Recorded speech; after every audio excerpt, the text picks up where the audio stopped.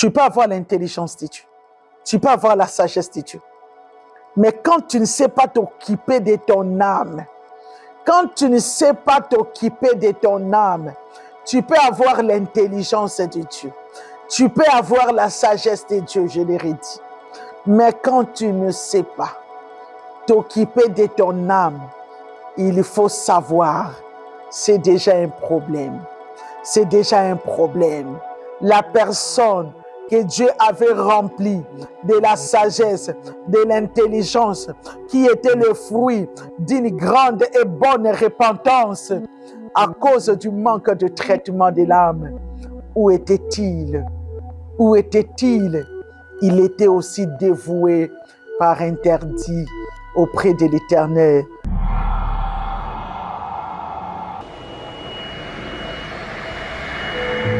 Bien-aimés, vous voyez ce que je vous ai dit. Je vous ai dit, quand on reconnaît seulement, sincèrement, de tout son cœur, tu dis à Dieu, je reconnais mon péché. Directement, Dieu te le pardonne. Parce que quand on le reconnaît de tout son cœur, on fera un effort de ne plus y retourner.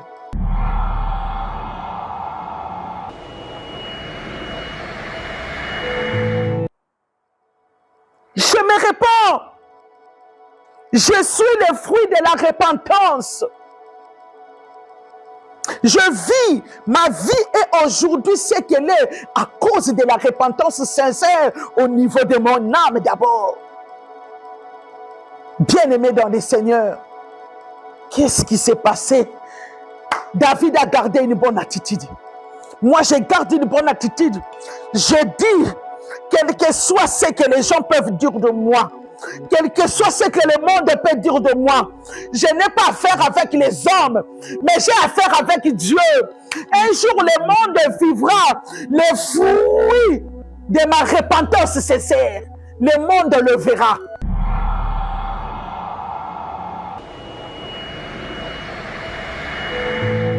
Tu verras tes Salomon, quel que soit le temps que ça pourra prendre. La Bible ne nous a pas dit ça a pris combien de temps, mais à ce que moi je sache, une grossesse peut prendre 9 mois. Après 9 mois, avant la grossesse, il y a d'abord le temps de la conception. Quand il y a conception, ça prend 9 mois. Après 9 mois, l'enfant grandit. Quand l'enfant grandit, quand il était enfant, on ne savait pas que Salomon, c'est lui qui allait être l'homme le plus intelligent, l'homme le plus sage du monde. Jusqu'à aujourd'hui, personne n'a eu la sagesse et l'intelligence que Salomon avait. Pourquoi? La repentance sincère. Est-ce que tu as déjà touché ton Salomon? Est-ce que tu as déjà touché son Salomon? Laisse-moi les histoires que tu es en train de faire. Le même péché, tu tournes en rond avec le même péché. Tu ne sais pas garder une bonne attitude. Toi qui es un enfant de Dieu. Non, non, non, non, non, non. Ne soyez pas emballés dans des choses pareilles.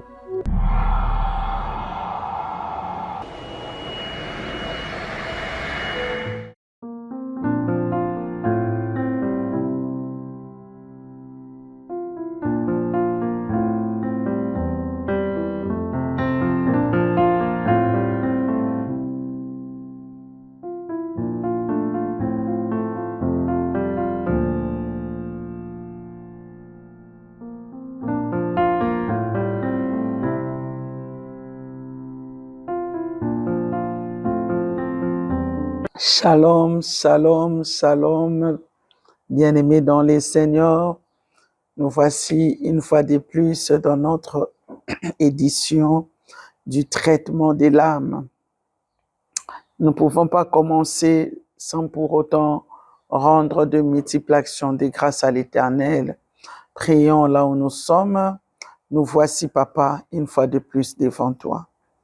Nous te disons merci parce que c'est une grâce. Nous nous approchons du devant de ton trône pour te dire, ne cesse pas de nous enseigner, nous en avons besoin. Ne cesse pas de nous parler, nous en avons besoin. Nous voulons être guéris de l'intérieur vers l'extérieur. C'est ainsi que tout ce que tu nous parles, tu nous enseignes.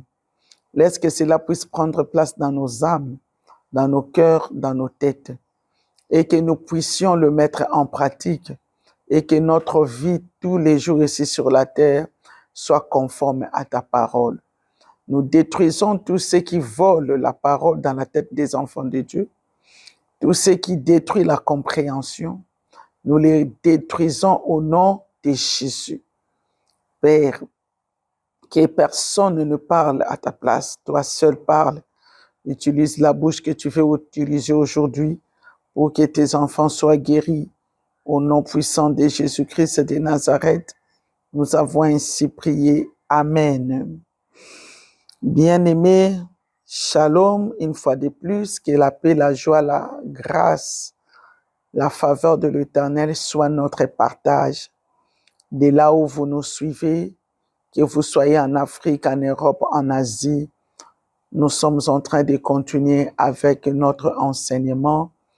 Toi qui es toujours présent, ponctuel à cette école du traitement de l'âme, que l'Éternel te localise, que l'Éternel te fasse grâce, premièrement de comprendre, deuxièmement de mettre en pratique et troisièmement de demeurer dans cette vie-là.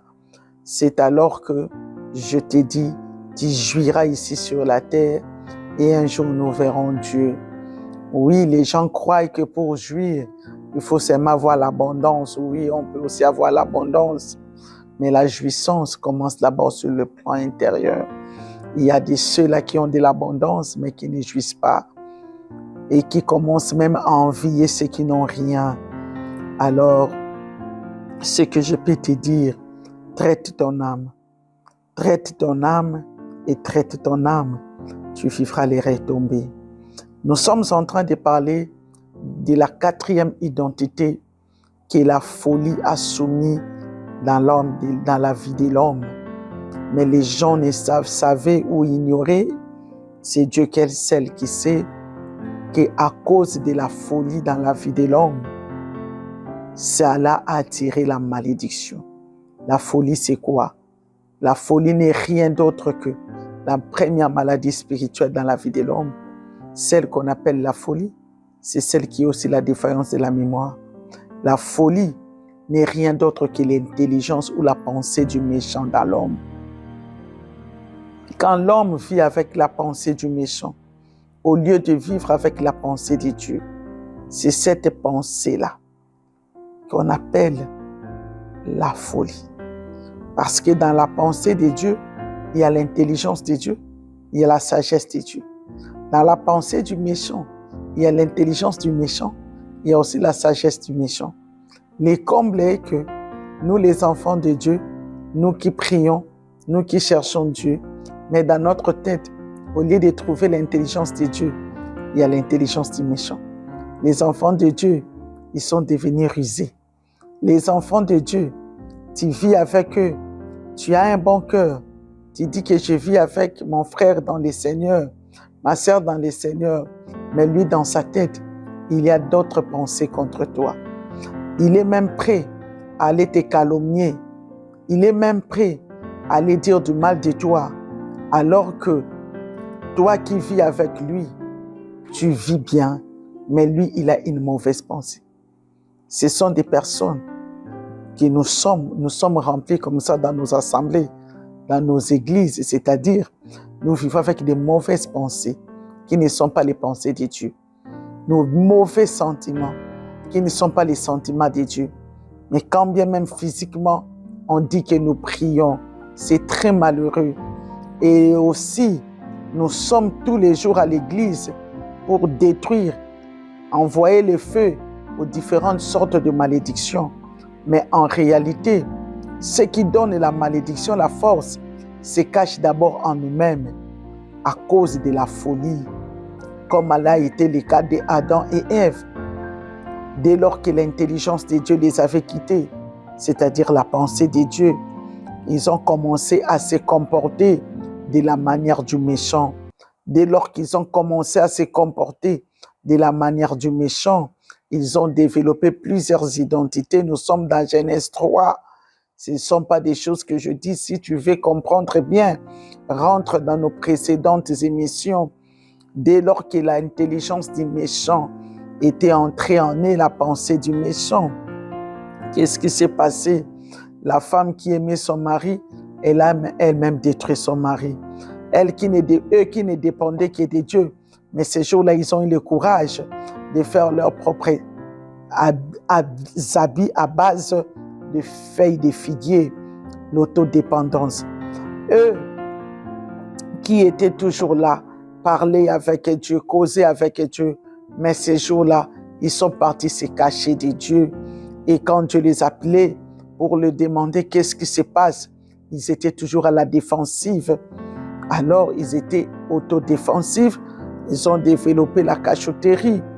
Alors, les gens ne savent pas. Ils ne connaissaient pas toutes ces choses-là. C'est parce que il y a eu d'abord en eux la pensée du méchant qui était incarnée, l'intelligence du diable. C'est comme toi et moi, nous prions, nous sommes dans la destruction, nous détruisons les autres. Nous sommes dans les autodépendances, nous sommes dans les autodéfensifs. Et aujourd'hui, on se retrouve qu'on est en train tous les jours de combattre la malédiction. Nous sommes toujours focalisés sur la malédiction. Les enfants de Dieu, quand ils entendent là-bas, on est en train de briser les autels de la malédiction. Ils courent vite. Là-bas, on est en train d'enlever la malédiction par n'importe quel moyen. Tellement que la malédiction nous a beaucoup enchaînés, nous a beaucoup ruinés. On est court, on ne sait pas qu'en nous-mêmes là, il y a tout un autel qui alimente la malédiction. C'est parce que nous avons la pensée de Dieu. C'est pourquoi nous prions, nous cherchons Dieu, nous disons que nous voulons Dieu.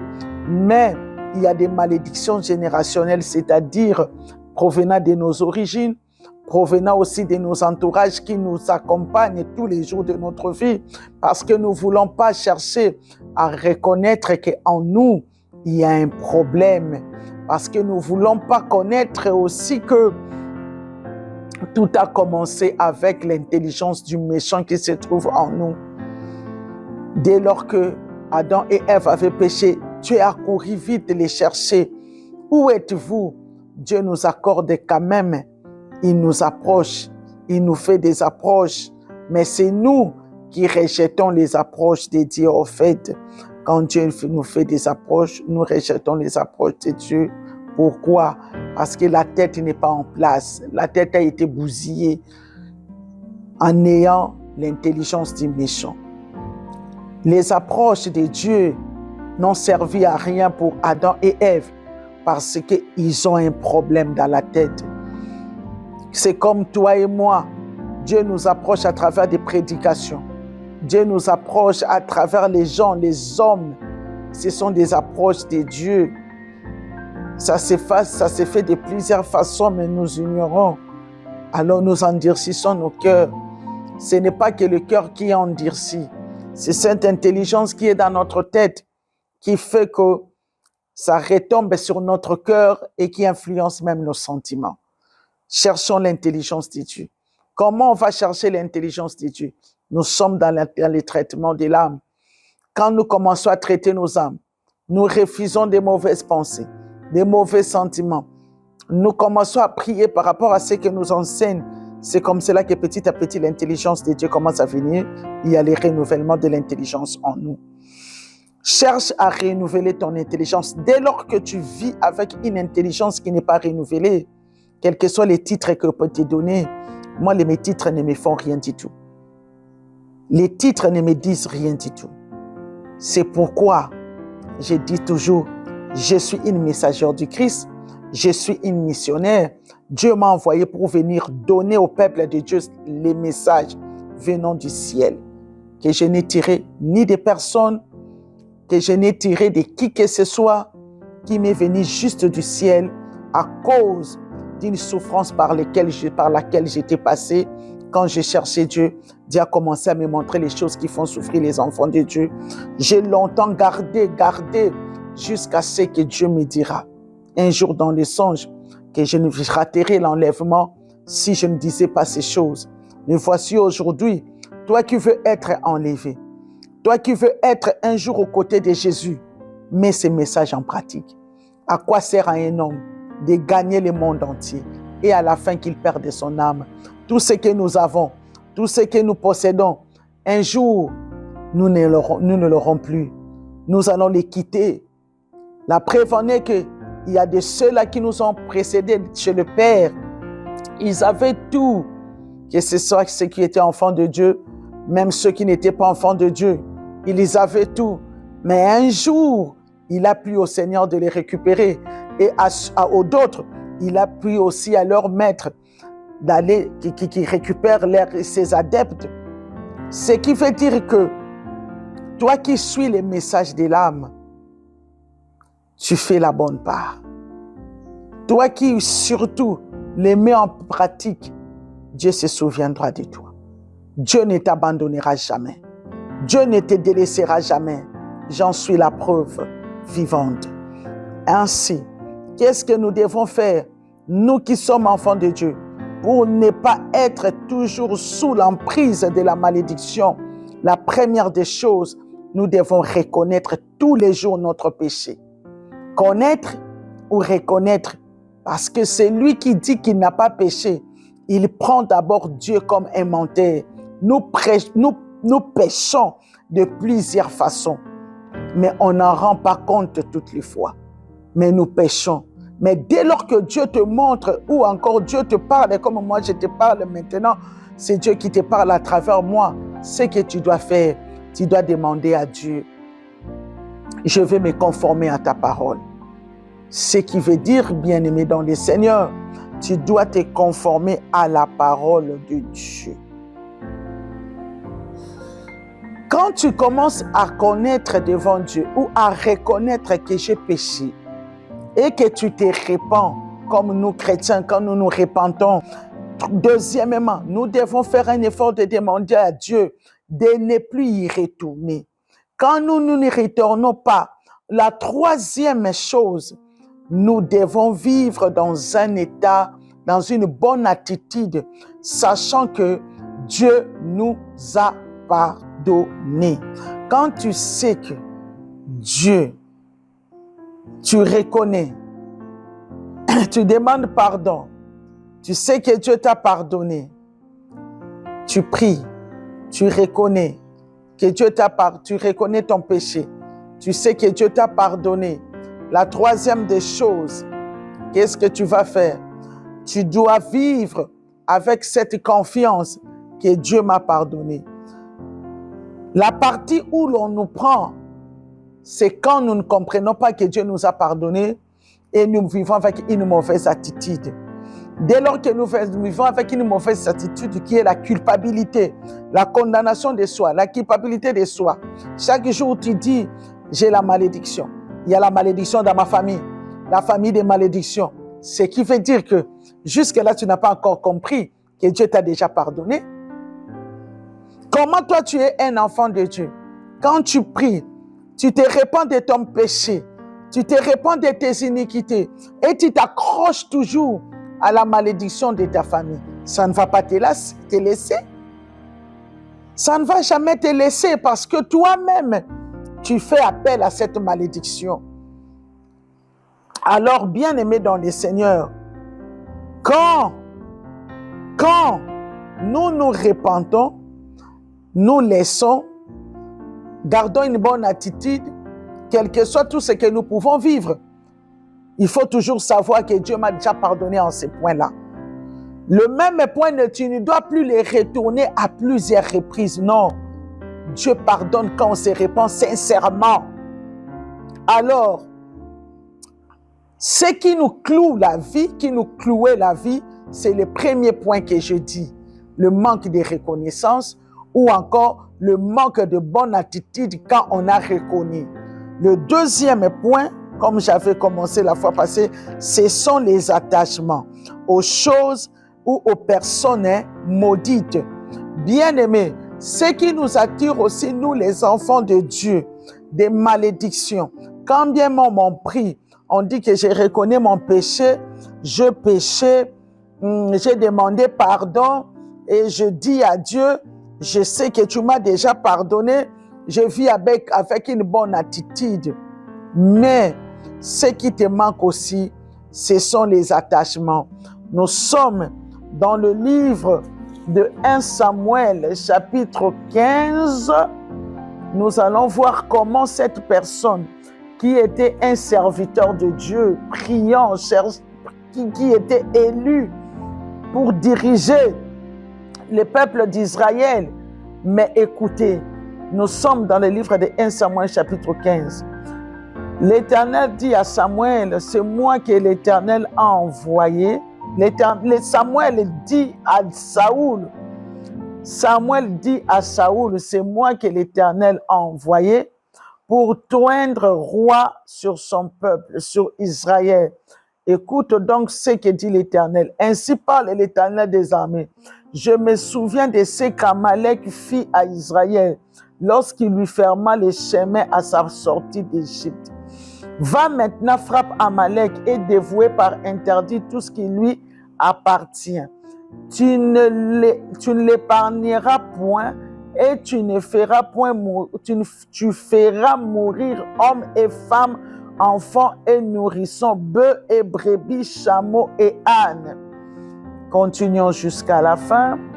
Et qu'est-ce qui s'est passé? Nous voyons que Dieu a envoyé Samuel auprès de Saoul pour dire à Saoul, écoute, Dieu m'a dit qu'il y avait un homme. Dans quel pays, dans quelle ville? C'était dans la ville de Amalek. Cet homme-là, qu'est-ce qu'il avait fait? Pendant que mon peuple d'Israël sortait, fuyait, sortait d'Égypte, lui, il avait fermé ses portes à mon peuple. Dès lors qu'il ne s'était jamais repenti, il y a encore sa colère. Ma colère est encore sur lui. Alors moi, je t'utilise toi. Va là-bas, fais ceci, fais ça. Fais ceci, fais cela. Tu vas tuer tout le monde, les bœufs, tout. Alors quand Saoul est parti, au lieu de faire ce que l'Éternel avait dit, il a pris Agag. Agag, c'est lui qui était le roi de Amalek. Il prit Agag, il les cacha. Il prit les brebis, toutes les bêtes qui étaient gras, qui étaient bons, il les a gardés. Quand il les a gardés, Dieu a vu cela. Dieu a dit à Samuel, écoute, je me répands aujourd'hui d'avoir établi Saoul pour roi, car il se détourne de moi et n'observe point mes paroles. Qu'est-ce qui se passe? Dieu dit à Samuel, aujourd'hui, je me répands d'avoir établi Saoul comme Dieu d'Israël. Pourquoi Dieu s'était repenti? Parce que lorsque Saoul est parti faire la mission que Dieu lui a donnée, Agag qui était là, il était déjà un homme dévoué par interdit, c'est-à-dire il vivait déjà sous la malédiction de Dieu. Premièrement. Deuxièmement, toutes les choses qui étaient dans cette ville-là, c'était déjà des choses maudites pour Dieu. Qu'est-ce que Agag a fait? Qu'est-ce que plutôt Saoul a fait? Il est parti s'attacher à cet homme-là qui était déjà maudite par Dieu. Il est parti s'attacher aux choses maudites. Qu'est-ce qui lui a suivi? C'était aussi la malédiction. Dieu s'était repenti de lui. La malédiction. Beaucoup de personnes, beaucoup de chrétiens, nous prions, nous disons pourquoi ma malédiction ne se finit pas. Regarde à quoi est-ce que tu t'es attaché. À qui est-ce que tu t'es attaché? Ce n'est pas seulement Saoul, c'était aussi le cas de Caïn. Caïn, le sol était déjà maudit. Dès lors que le sol était maudit, il prit du fruit du sol, il donna en action de grâce à Dieu. Dieu savait quand même qu'il était ignorant. C'est pourquoi Dieu a fait une approche à Caïn. Il dit à Caïn, pourquoi tu es irrité? Parce que Dieu avait refusé l'action de grâce de Caïn. C'est-à-dire, il donna à Caïn une opportunité pour lui de se repentir et de demander de savoir pourquoi il a en fait refusé son offrande. Mais Caïn, il a négligé l'approche de Dieu. Qu'est-ce qui s'est passé?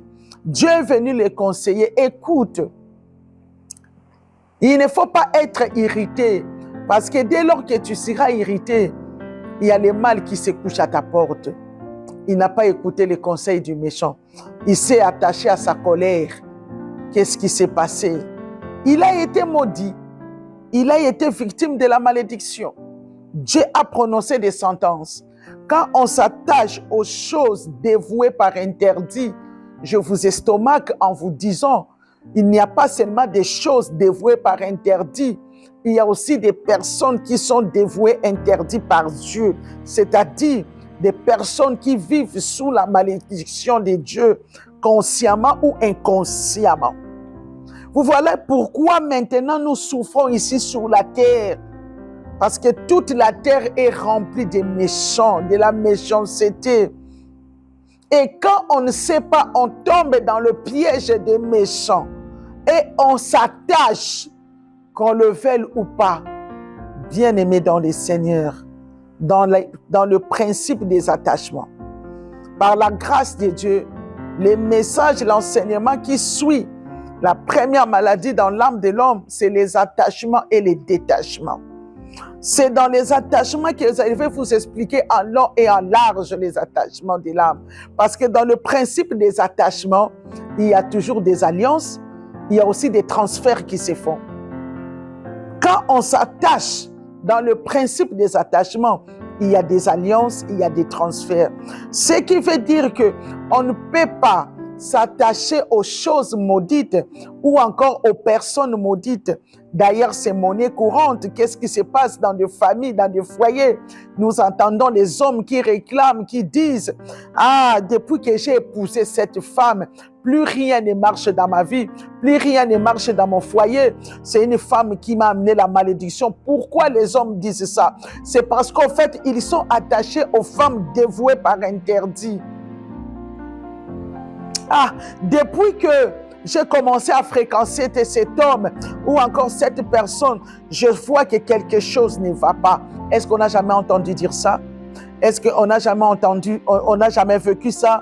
On les vit, on l'entend, mais on est ignorant qu'on ne peut pas s'attacher à n'importe qui, on ne peut pas s'attacher à n'importe quoi, parce qu'on ne sait pas, il y a certaines personnes qui vivent avec leurs malédictions. Ce sont des malédictions générationnelles et ce sont des personnes qui n'aiment jamais donner leur vie à Jésus.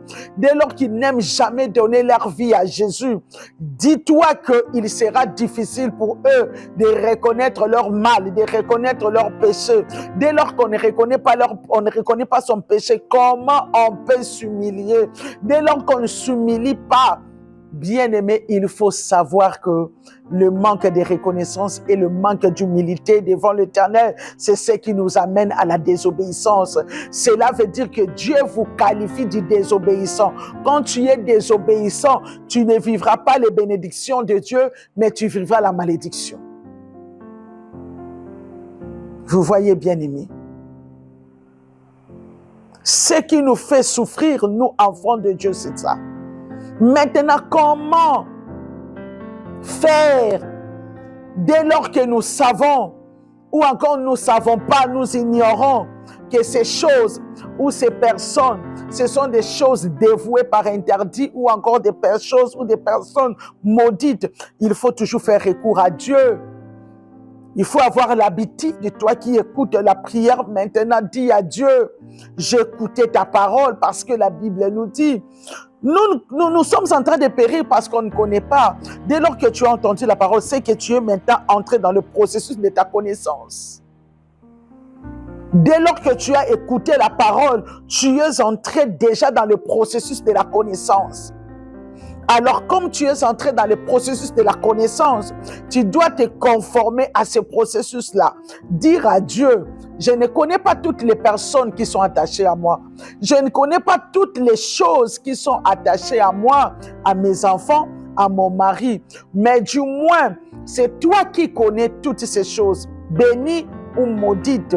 Alors, ce que je te demande, Éternel, je te donne l'accès de me détacher de toutes choses de toute personne qui sont déjà dévouées par interdit, qui sont attachées à moi, détache-les de moi, détache-les de mes enfants, détache-les de mon mari, en commençant dans notre partie spirituelle, évidemment, au niveau de notre âme, de notre esprit, parce que tu peux te détacher de certaines personnes physiquement, mais spirituellement, tu ne t'es pas détaché. Yo, est-ce que les gens comprennent ce que je dis? Nous commençons maintenant à monter petit à petit dans le message de l'âme. Il y a beaucoup de gens qui disent, qui aiment s'asseoir, rester avec beaucoup de gens. Bien-aimé, ce n'est pas mauvais, c'est bien. Mais la plupart des mauvaises choses nous arrivent à cause de ces mauvais attachements-là.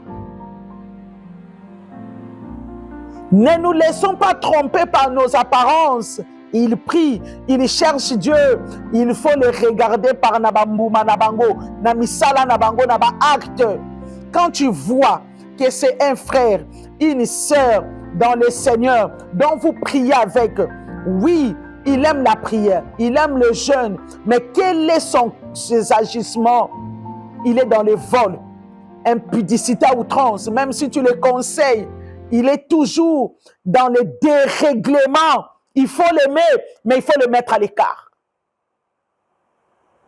Parce qu'il est victime d'un mauvais sort. Dès lors qu'il est victime d'un mauvais sort, il finira par te contaminer. Aime-le, aime-la, mais à l'écart.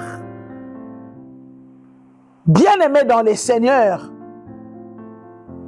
quand j'entrerai en profondeur du message des attachements, c'est alors que vous comprendrez. Ce qui veut dire que Saoul s'attachait à ces choses directement. Dieu aussi l'a dévoué par interdit. Dis Éternel, aie pitié de moi. À qui est-ce que je m'étais attaché? À quoi est-ce que je m'étais attaché? Ce sont des choses dévouées par interdit. Nous, les enfants de Dieu, nous prions, mais nous sommes attachés aux choses dévouées par interdit devant Dieu. Nous sommes attachés aux impudicités, au vol, aux colères excessives, dont nous perdons même contrôle. Vous voyez, ce qui fait que nous cherchons la délivrance des malédictions, mais on se retrouve toujours dans le sac des malédictions. Tu t'attaches à quoi? Tu t'attaches à qui? Bien-aimés, nous sommes maintenant.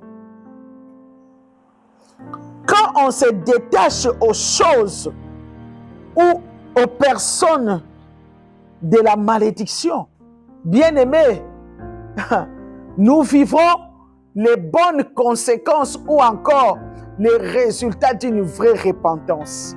Nous sommes dans le livre de 2 Samuel, chapitre 12, 2 Samuel chapitre 12 à partir du verset 12. Qu'est-ce que nous allons voir? Nous allons voir l'histoire que j'avais commencée dans la précédente édition, l'histoire de David et de Bathsheba. Qu'est-ce qui s'est passé? Au verset 12, chapitre 12, verset 12, Dieu envoya son serviteur Nathan auprès de David. Il dit, « Car tu as agi en secret, et moi, je ferai cela en présence du Tout-Ciel et à la face du soleil. » C'est-à-dire, Dieu a envoyé Nathan pour dire à David, « David, tu as péché. David, tu as fait des choses qui n'ont pas plu à Dieu.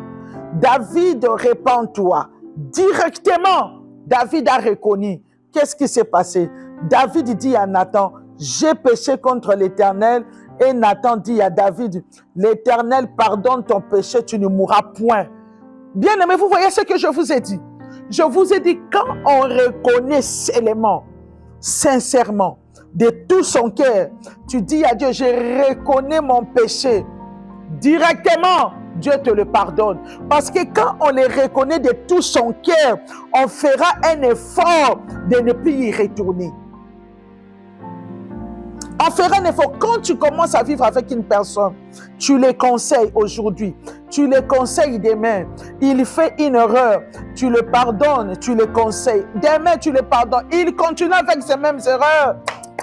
Ce sont des personnes dévouées par interdit. Faites très attention à ce que je vous dis. Je sais ce que je vous dis. Il y a des personnes dévouées par interdit. Écoutez David. Il dit directement, je péché contre l'Éternel. Il a reconnu aussitôt. Et qu'est-ce que Dieu directement a dit à travers David? Tu ne mourras plus. C'est-à-dire, la sentence de la malédiction qui allait t'amener la mort, je l'ai déjà enlevée. J'ai enlevé la sentence de la malédiction qui allait t'amener la mort. Est-ce que toi, tu aimes la repentance? Ou encore, si tu aimes la repentance, est-ce que tu sais identifier les péchés qui sont en toi? Ou encore, tu les reconnais et que tu prends aussi la décision de laisser? En aucun jour, on a encore entendu David qu'il rentre auprès d'une servante ou encore d'une femme de son serviteur pour commettre la même chose. En aucun jour. Qu'est-ce qui se passe, bien-aimé dans le Seigneur? 14. Parce que tu as fait blasphémer les ennemis de l'Éternel, commettant cette action, le fils qui t'est né mourra. Et Nathan s'en alla dans sa maison. L'Éternel frappa l'enfant que la femme d'Uri avait enfanté à David, et il fut dangereusement malade. David pria Dieu pour l'enfant et gêna. Et quand il rentra, il passa la nuit couché par la terre. Les anciens de sa maison insistèrent auprès de lui pour le faire lever de terre, mais il ne voulut point et il ne mangea rien avec eux.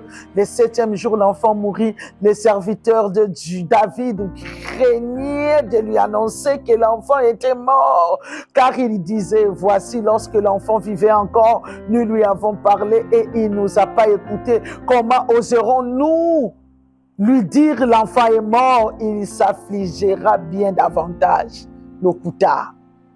Écoutez, bien-aimés dans le Seigneur, c'est dans ces mensonges-là que toi au moment où nous sommes. Ce qui se passe, c'est que ce quoi, bien-aimé, dès lors que David avait reconnu que c'était un péché, il s'est repenti. Dieu a vu que David s'est repenti pour de vrai. Qu'est-ce que Dieu a fait? Dieu avait détaché David du fruit ou encore du conséquence de la malédiction. Dieu a détaché David du fruit et du conséquence de la malédiction. C'est-à-dire ce qui fait mal maintenant. Nous avons vécu avec de péchés. Nous avons enrichi nos vies avec les choses de péché. Et nous avons gagné nos vies avec les choses de péché. Quand nous commençons à nous repentir pour de vrai, laissez Dieu faire son travail en nous, qu'il puisse nous détacher des fruits et des conséquences de la malédiction.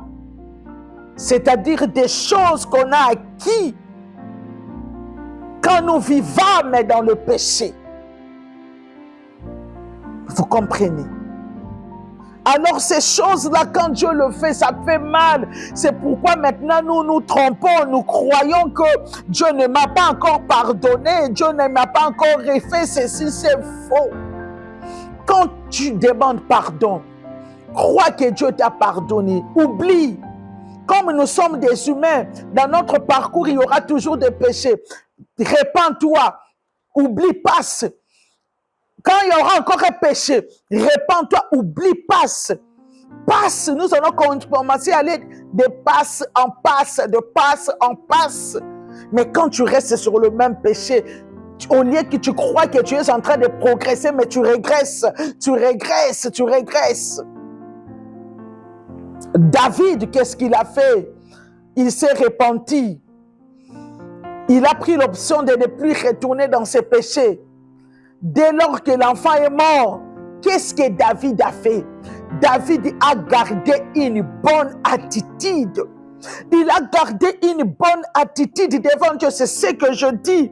Quand nous nous repentons, nous croyons vraiment que nous sommes dans le vrai. Ce que je suis en train de dire devant Dieu et ce que je suis en train de me repentir devant Dieu. Quelles que soient toutes les situations que tu es en train de passer, ne te tourmente pas. Ne vis pas dans la condamnation de soi. Ne vis pas dans la culpabilité de soi. Il faut savoir que Dieu est en train de faire un travail. Et quand tu gardes une bonne attitude, attitude et tu dis, je sais que Dieu travaille.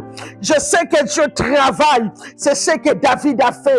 Alobi atana leli, moi na kozonga te. Ce qui veut dire que Dieu a déjà fait sa volonté. Moi je continue ma vie. Vous savez ce qui s'est passé? Nous allons le lire au verset 24. David est venu consoler Bathsheba, sa femme, et il alla auprès d'elle et coucha avec elle. Elle enfanta un fils qu'il appela Salomon et qui fut aimé de l'Éternel. Il les remit entre les mains de Nathan le prophète. Nathan lui donna le nom de Yedidia à cause de l'Éternel. Alléluia! Bien-aimé dans le Seigneur, dès lors qu'on se répond sincèrement, comme moi je ne sais pas, okofinga nga nini, bakindumba na ngai na bimisa, avortement na bimisa, adultère na bimisa, bakimoyibi na bimisa, bakilokuta na bimisa, nyonso mobali na nga sali na bimisaka, ata mobali na nga bimi na cachotterie na nute, na yebi akobima. Le Dieu que je sers, c'est un Dieu tout puissant, quel que soit ce qu'il est, je ne cache pas. Jésus a dit, le prince de ce monde vient, il n'y a rien de lui à moi. Je me réponds. Je suis le fruit de la repentance. Je vis, ma vie est aujourd'hui ce qu'elle est à cause de la repentance sincère au niveau de mon âme d'abord.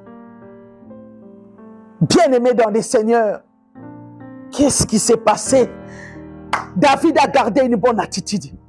Moi, je garde une bonne attitude. Je dis, quel que soit ce que les gens peuvent dire de moi, quel que soit ce que le monde peut dire de moi, je n'ai pas affaire avec les hommes, mais j'ai affaire avec Dieu. Un jour, le monde vivra le fruit de ma repentance sincère. Le monde le verra. Le monde le verra. Je crois en Dieu. Bien-aimé, qu'est-ce que David a fait? David, il a gardé une bonne attitude.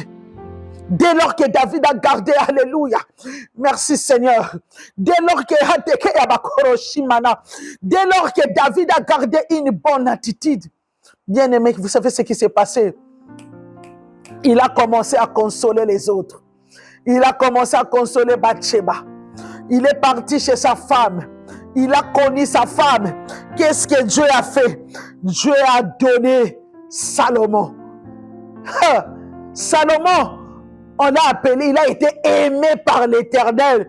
Vous voyez, quand vous faites des bonnes repentances, des repentances utiles, des repentances sincères à la manière de Dieu, et quand vous vous conformez utilement après la repentance, bien-aimé, tu vivras les retombées de la repentance.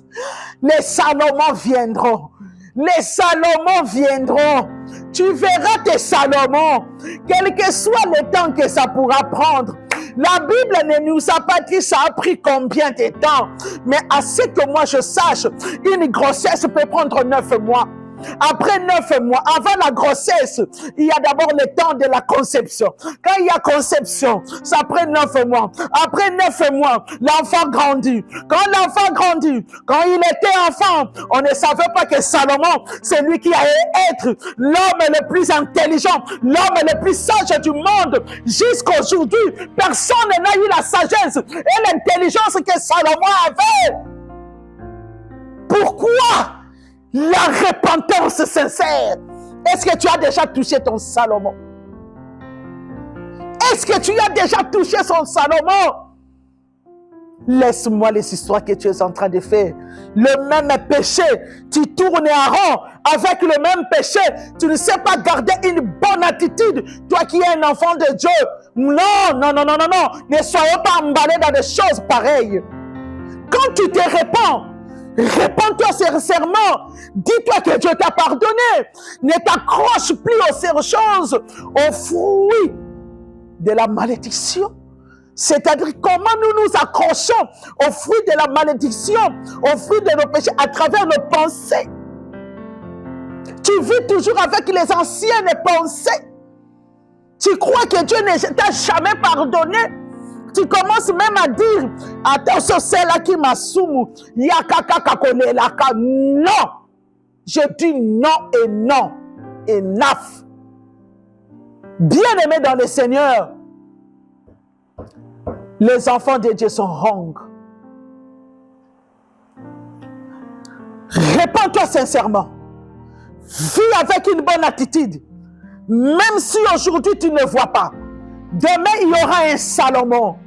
Le Salomon viendra. Les jours que le Salomon était venu, David ne savait pas que Dieu allait lui donner de l'intelligence et de la sagesse. David ne savait pas que ça allait être un homme qui allait être Bakoroya. Bien-aimé, quand Salomon est venu, qu'est-ce que Salomon a fait? Salomon a dit à Dieu, donne-moi quoi? L'intelligence et la alléluia. Donne-moi l'intelligence et la sagesse.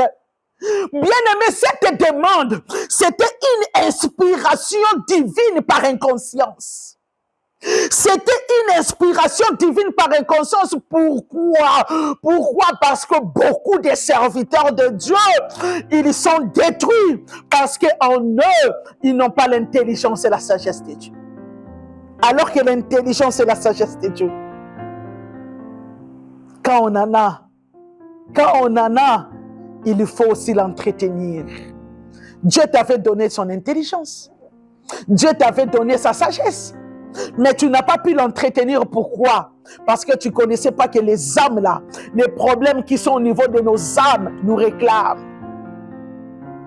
Ce que vous voyez aujourd'hui, les vaillants héros qui sont tombés, ce n'est pas parce qu'ils n'avaient pas l'intelligence et la sagesse de Dieu. Non, ils en avaient. Ils avaient l'intelligence, ils avaient la sagesse.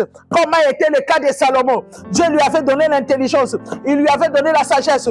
Mais rappelez-vous, dans le livre de 1 roi, dans le chapitre 2, pendant que David allait mourir, qu'est-ce que Dieu a dit à David?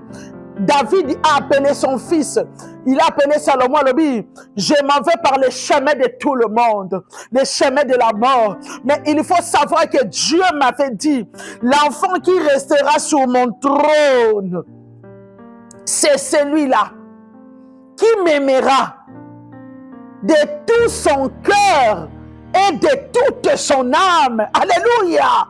L'enfant qui restera sur mon trône, c'est-à-dire Salomon, regarde-moi ton Père.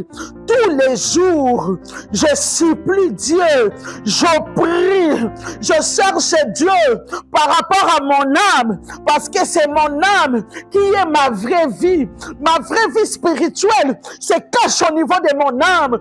Alors Salomon, tu sais que tu aimes Dieu, mais n'oublie jamais les domaines de l'âme. N'oublie jamais les domaines de l'âme. N'oublie jamais les domaines de l'âme. Salomon,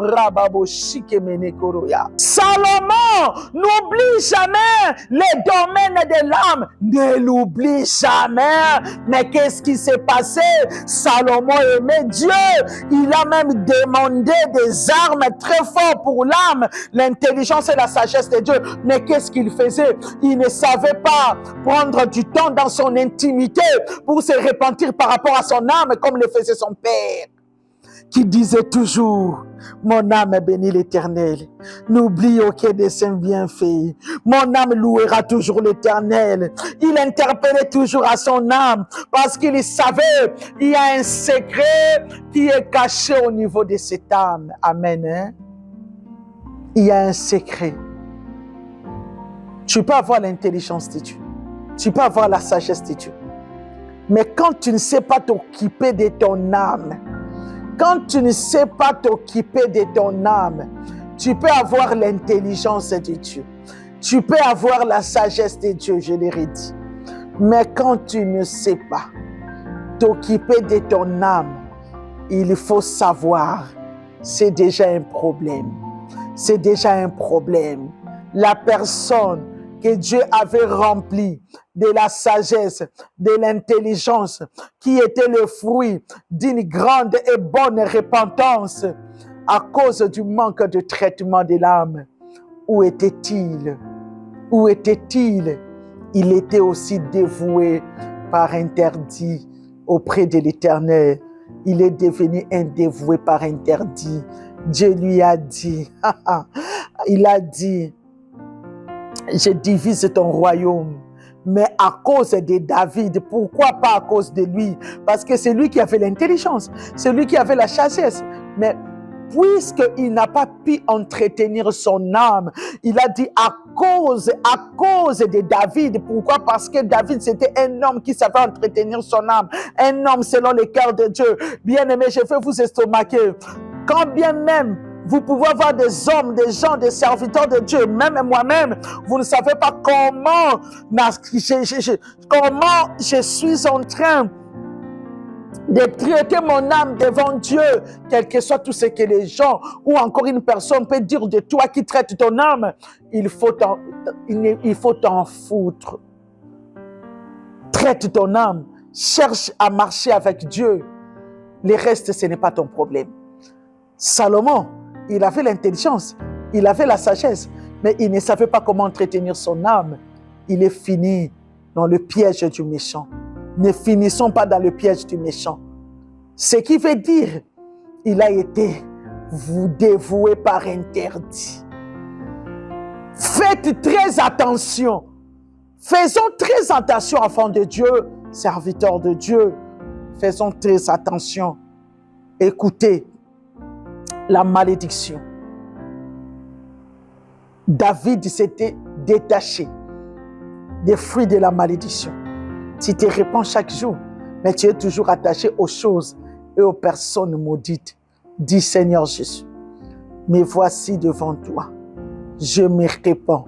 Tu connais toutes les choses ou les personnes dévouées par vous-même et par interdit, dont je me suis attaché avec et qui m'attirent des malédictions. Quand bien même je prie, quand bien même je te cherche, aie pitié de moi, délivre mon âme à cause de ta miséricorde, dans le nom puissant de Jésus-Christ.